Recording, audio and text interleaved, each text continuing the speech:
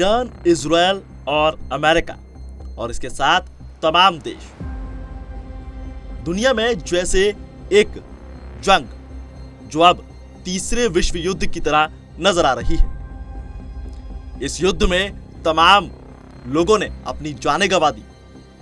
70 से ज्यादा मिसाइल दागी गई, शहर के शहर तबाह कर दिए गए। लेकिन सोशल मीडिया और कुछ अनौपचारिक सोर्सेज की बात करें तो यह दावा किया जा रहा है कि ईरान ने दुबई, अबू धाबी, रियाद और दोहा जैसे प्रमुख शहरों पर मिसाइल हमले कर दिए। ऐसे दावों के बाद सबसे बड़ा सवाल उठता है कि क्या ये तीसरे विश्व युद्ध की खनक है? क्या ये तीसरे विश्व युद्ध की शुरुआत है? ऐसे में हमें यह समझना बेहद जरूरी है कि क्या जो कयास लगाए जा रहे हैं वो असल में सच साबित हो सकते हैं या सच साबित होते हुए नजर आ रहे हैं।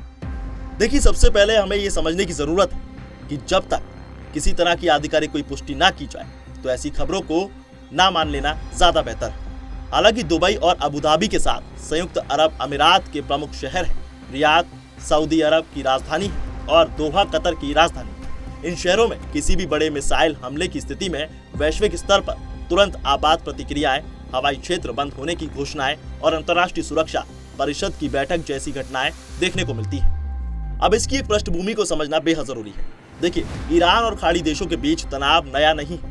सऊदी अरब और ईरान के बीच लंबे वक्त से वैचारिक और रणनीतिक प्रतिद्वंदिता रही है और यमन में हूती विद्रोहियों का समर्थन, सीरिया में अलग अलग पक्षों को समर्थन और इराक में प्रभाव को लेकर प्रतिस्पर्धा ने इस क्षेत्र को सालों से अस्थिर बनाया हुआ है। हालांकि 2023 में चीन की मध्यस्थता ने ईरान और सऊदी अरब के बीच राजनयिक संबंध बहाल किए थे, जिससे क्षेत्र में तनाव कुछ हद तक कम हुआ था। अब संयुक्त अरब अमीरात और कतर जैसे देश क्षेत्रीय राजनीति में महत्वपूर्ण भूमिका निभाते हैं और यदि वास्तव में इन शहरों पर सीधे मिसाइल हमले होते तो ये केवल क्षेत्रीय विवाद नहीं रहता, बल्कि अमेरिका की भी भूमिका सामने आती। अमेरिका की खाड़ी क्षेत्र में सैन्य उपस्थिति है और कई देशों के साथ रक्षा समझौते हैं। ऐसी स्थिति में अमेरिका की प्रतिक्रिया महत्वपूर्ण होती, जिससे संघर्ष का दायरा बढ़ सकता था। अब सबसे जरूरी सवाल, क्या ये तीसरा विश्व युद्ध है?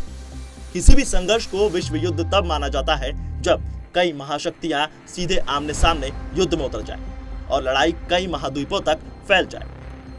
प्रथम और द्वितीय विश्व युद्ध में यूरोप, एशिया, अफ्रीका और अमेरिका तक व्यापक सैन्य टकराव हुआ था और वर्तमान में भले ही क्षेत्रीय तनाव हो, लेकिन विश्व युद्ध जैसी औपचारिक और बहु महाद्वीपीय स्थिति नहीं नजर आ रही।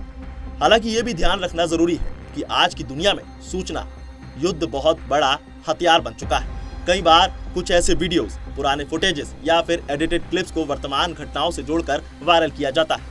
ऐसे वक्त में आधिकारिक सरकारी बयान, विश्वसनीय समाचार रिपोर्ट और अंतर्राष्ट्रीय संस्थाओं की पुष्टि पर भरोसा करना जरूरी होता है। अब अगर काल्पनिक रूप से मान लिया जाए तो ईरान और खाड़ी देशों के बीच सीधा मिसाइल युद्ध शुरू होता है तो इसके गंभीर परिणाम शुरू हो सकते हैं। वैश्विक तेल बाजार में उथल पुथल मच सकती है, क्योंकि विश्व का बड़ा हिस्सा ऊर्जा आपूर्ति के लिए इस क्षेत्र पर निर्भर है। अंतर्राष्ट्रीय शेयर बाजार गिर सकते हैं, उड़ानें प्रभावित हो सकती हैं और क्षेत्रीय सुरक्षा संकट गहराया जा सकता है। लेकिन फिर भी इसे विश्व युद्ध कहना तभी संभव होगा जब अमेरिका, रूस, चीन और नाटो जैसे बड़े शक्तिशाली देश एक साथ मिलकर एक दूसरे के सामने। सीधे सीधे निष्कर्ष ये निकाला जा सकता है कि किसी भी बड़े दावे को स्वीकार करने से पहले आधिकारिक पुष्टि का इंतजार करना ज्यादा जरूरी है। मिडिल ईस्ट में तनाव नई बात नहीं है, लेकिन हर तनाव विश्व युद्ध नहीं कहा जा सकता।